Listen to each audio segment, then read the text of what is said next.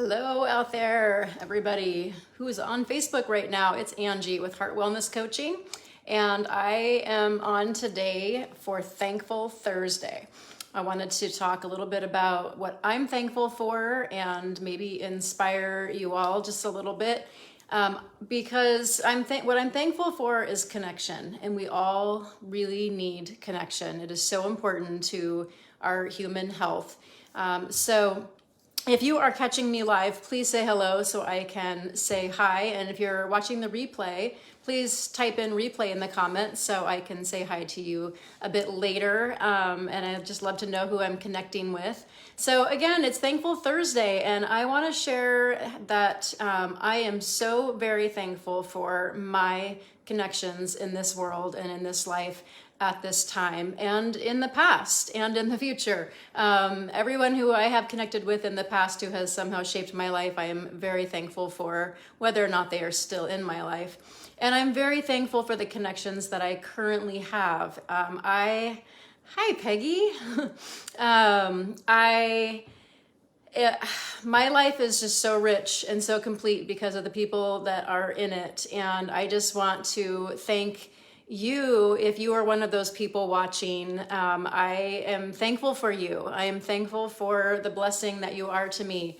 I think of just all of the different areas of my life where people are enriching it. And I'm seeing, Peggy is watching right now. She's in my mentorship group, and I'm thankful for her and all the other mentees in my group who have boosted me and supported me and encouraged me and celebrated with me as I have grown into being the business owner. I'm thankful for my running friends that get out into the woods with me, rain or shine, and celebrate all that nature is and all of the healing that it offers and the inspiration that it provides. I'm thankful for my climbing friends who have allowed me to get back out on the rock and experience nature in a totally different way and push myself and challenge myself and face my fears a little bit. And I'm thankful for just my longtime friends, the people who've been in my life for years, whether or not we see each other a lot or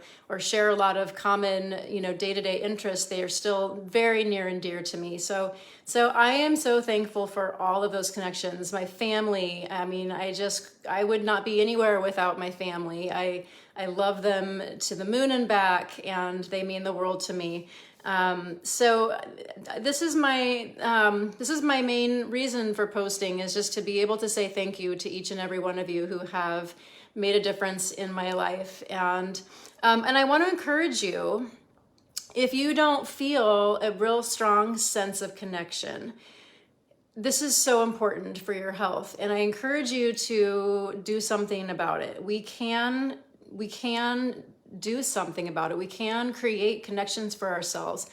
I created and cultivated this beautiful group of people that are in my day-to-day life. I've posted on Facebook and joined multiple different Facebook groups so that I can have a community of people to do the things I like to do with. And when I see someone else that's looking to be part of a group, I am the first one to reach out and say, hey, we're meeting at this day, at this time, please join us. I'm all about creating community and bringing people into the group and into the fold and welcoming people. And you will find that that's all around you if you just reach out. There's so many ways to find connection.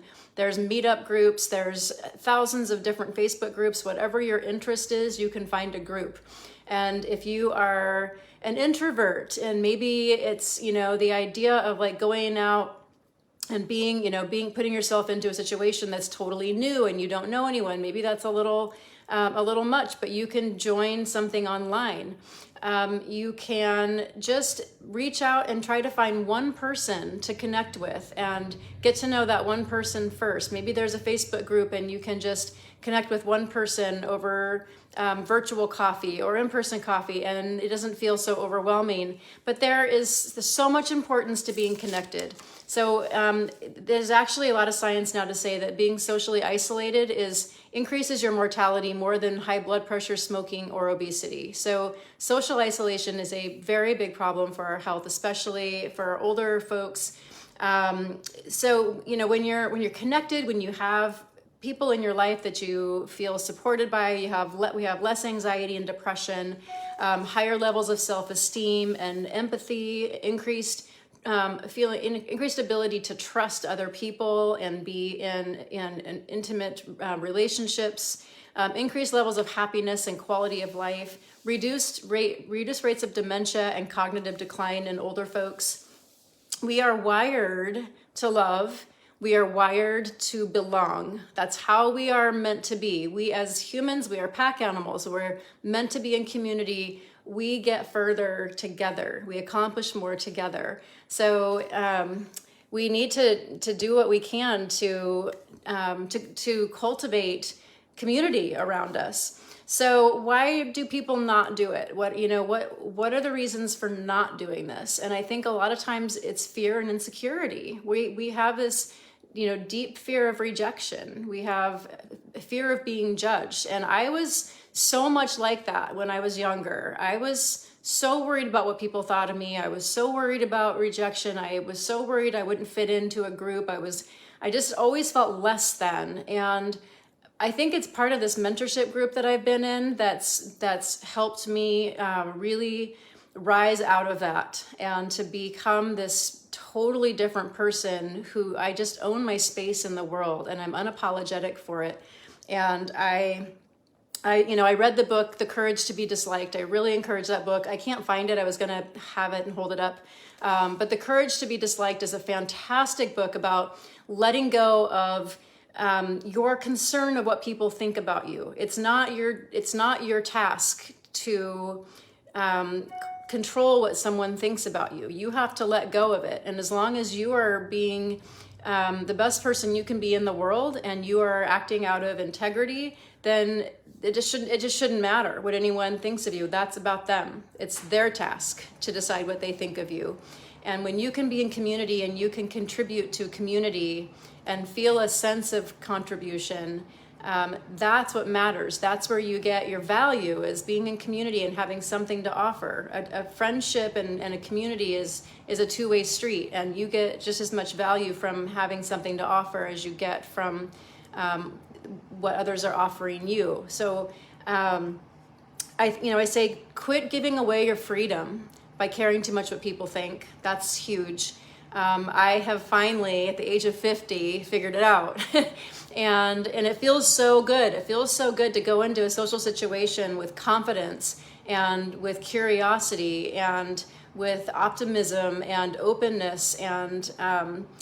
And I'm still an introvert. I mean, I definitely enjoy my own company. I have lots of things I like to do. I get energized and refreshed by time alone, but I love my community.